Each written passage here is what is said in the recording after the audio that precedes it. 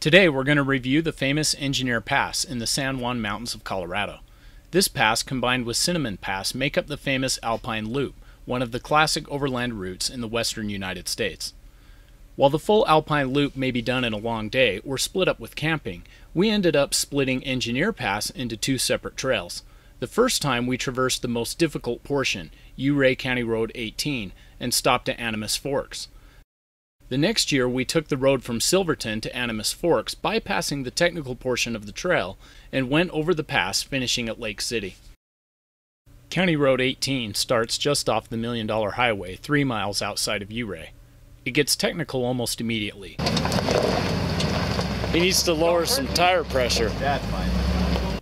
You'll want to be in low range, and if you have a stock vehicle, you may want to use a spotter for some of the ledges on the first climb.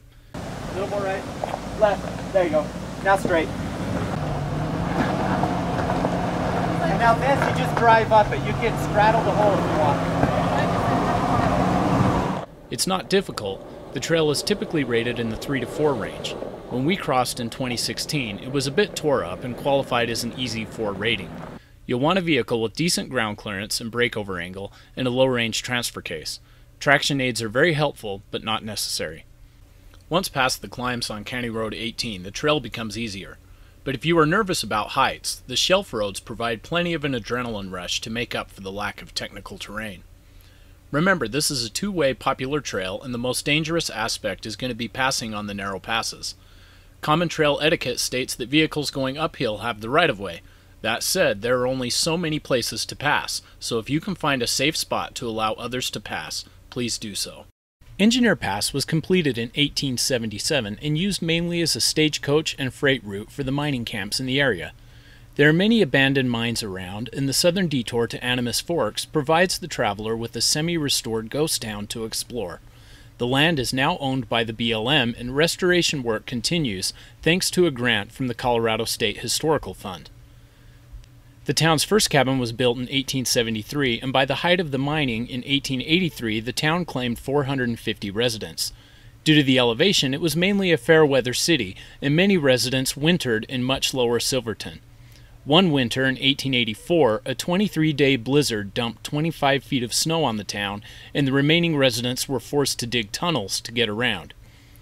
As the mining profits declined, people slowly moved out, and by 1920, Animas Forks had been abandoned. Although not traditionally part of the Alpine Loop, stopping here and walking around is highly recommended, just to get a sense of what it must have been like to live in the Rockies in the 1800s. The scenery of Engineer Pass is breathtaking and is some of the best the Rocky Mountains have to offer. The detour to O Point, a half a mile from the pass, is also worth your time.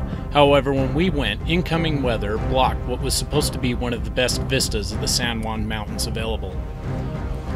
Also, when we finally hit Engineer Pass at 12,800 feet, the wind and the rain were so much that we ended up staying in the vehicle.